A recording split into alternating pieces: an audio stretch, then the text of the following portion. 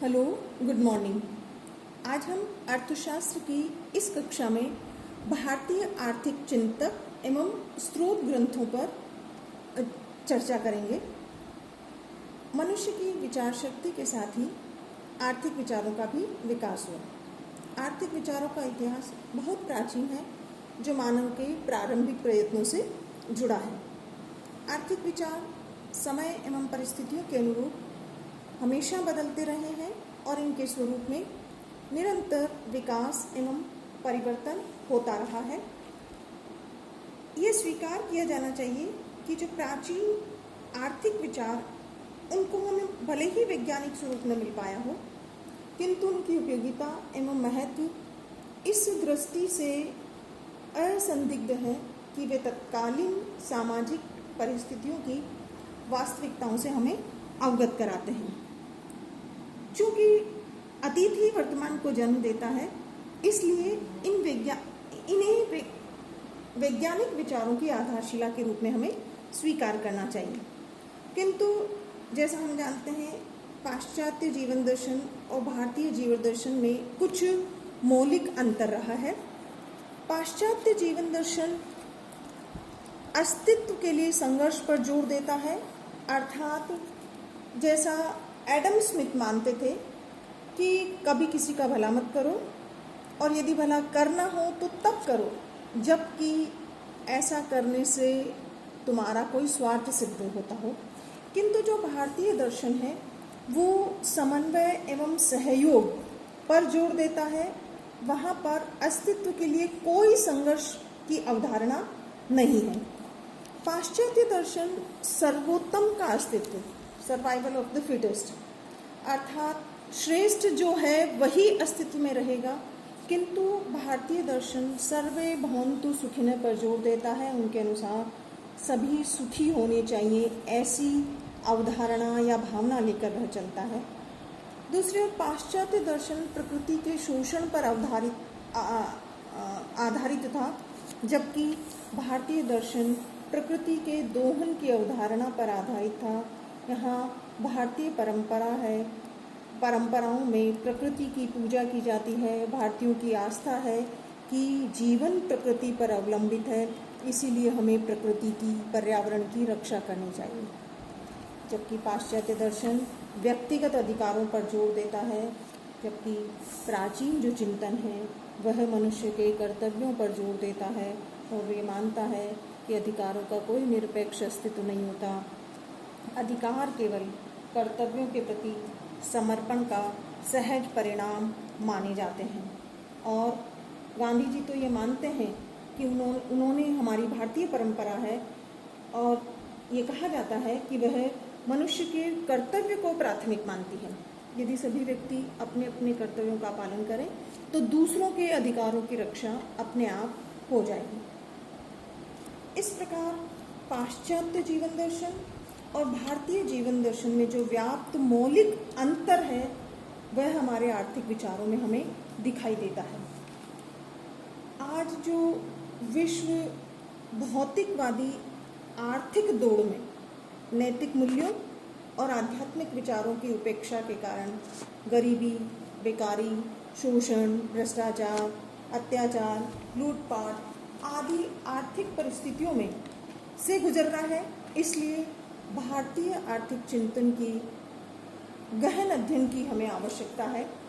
जो प्राचीन भारतीय आर्थिक विचारों का अनुशीलन वास्तव में आज तक उपेक्षित रहा, किंतु आज हमें इसके विश्लेषण की, इसके गहन अध्ययन की आवश्यकता है। अब हम देखते हैं कि इसके जो हमारा प्राचीन भारतीय आर्थिक विचारन के स्रोत ग्रंथ क्या है। जैसा हम जानते हैं, जो हमारा प्राचीन संस्कृत वाङ्मय है वो अमूल्य भारतीय निधि है। इसके द्वारा सभ्यता एवं संस्कृति के मूल प्रेरणा स्रोतों का ज्ञान प्राप्त करके हम उनसे लाभ उठा सकते हैं। तो उन जो प्राचीन स्रोत है उनको हम निम्न रूप से विभक्त करके आर्थिक विचारों का अध्ययन कर सकते हैं। उसमें हम सबसे पहला स्रोत देखते हैं, ऐतिहासिक स्रोत। इसमें हम शिलालेख, ध्वंसावशेषों के अतिरिक्त भारतीय साहित्य में वर्णित प्रागैतिहासिक और सिंधु सभ्यता का परिगणन करते हैं। उनसे संबंधित हम उनमें हमें अपने प्राचीन आर्थिक विचारों का ज्ञान प्राप्त हो सकता है। दूसरा हम लेते हैं हमारा वैदिक साहित्य। वैदिक साहित्य में मूल रूप से हम 4 वेद, ऋग्वेद, यजुर्वेद, सामवेद, अथर्ववेद, इन चारों वेदों के माध्यम से हमें बहुत सारे आर्थिक विचारों के बारे में पता लगता है। फिर उसके बाद हम इसी में उपनिषद, जो मुख्यतः 108 माने जाते हैं, आरण्यक, ब्राह्मण, सूत्र ग्रंथ, जातक आदि के माध्यम से भी हमें प्राचीन जो अर्थव्यवस्था या जो राजनीतिक अर्थव्यवस्था कैसे चलती थी उसके बारे में, या व्यक्ति को कैसे जीवन व्यतीत करना चाहिए, उनकी आर्थिक क्रियाएं क्या होनी चाहिए, इन सब के बारे में हमें जानकारी प्राप्त होती है। फिर हम लेते हैं स्मृति साहित्य।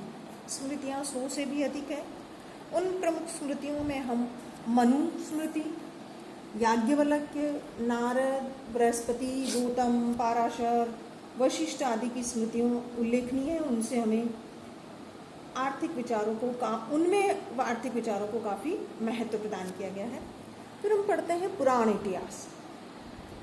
इस साहित्य में हमें रामायण और महाभारत 2 महाकाव्यों से हम बहुत कुछ सीखने को मिलता है। जैसा महाभारत के लिए तो कहा गया है, महाभारत के शांति पर्व के लिए तो कहा गया है कि यन्ने हास्ति न कुत्रचित्, अर्थात जो कुछ इसमें है वह सब जगह उपलब्ध है, लेकिन जो इसमें नहीं है वो उसका अन्यत्र कहीं भी विवरण हमें देखने को नहीं मिलता है।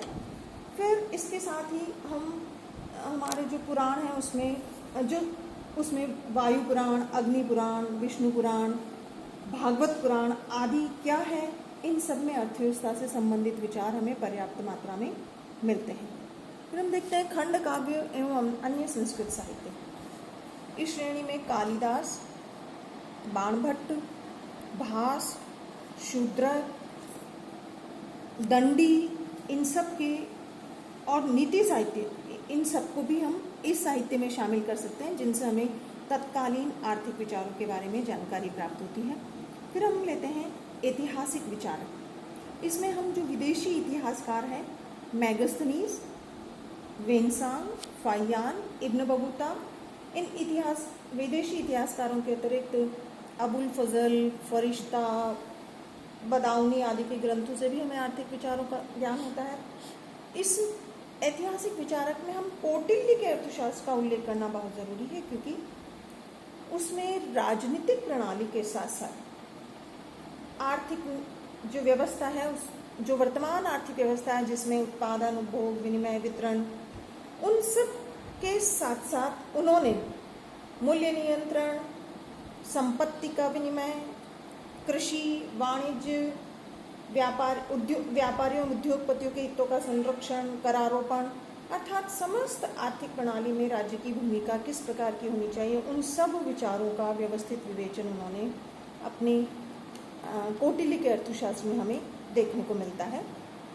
फिर आता है सिक्के एवं मुद्राएं। सिंधु सभ्यता से मुद्रा के विभिन्न रूपों से मोहनजोदड़ो, कालीबंगा सभ्यता आदि से हमें तत्कालीन अर्थव्यवस्था, अर्थात उसमें जीवन, रहन सहन, व्यापार, व्यवसाय आदि सब के बारे में हमें जानकारी प्राप्त होती है। फिर हम देखते हैं अन्य ग्रंथ।